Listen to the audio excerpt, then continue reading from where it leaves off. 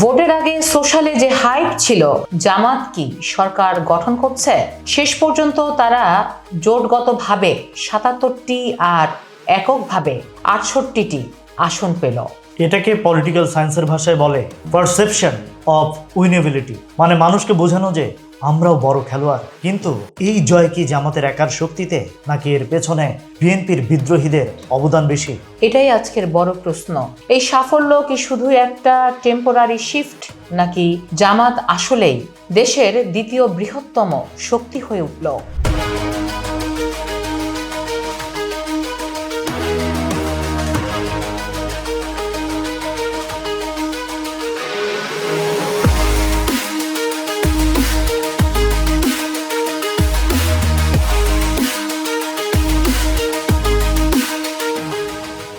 জামাতের জয়ের পেছনে অন্তত 30টি আসনে বিএনপির নিজেদের মধ্যকার কোন্দল বড় ফ্যাক্টর ছিল।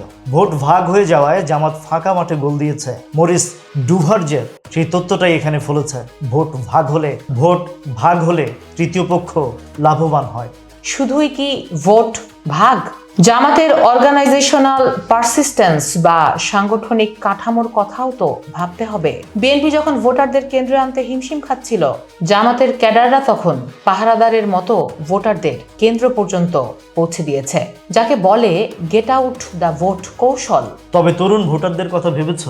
ক্যাস সানস্টেইনের ইকো চেম্বার তত্ত্ব অনুযায়ী তরুণরা সোশ্যালে যা দেখেছে তাতেই উদ্বুদ্ধ হয়েছে। কিন্তু এই ডিজিটাল আবেগ কি দীর্ঘমেয়াদী আনুগত্যের রূপ নিতে পারবে?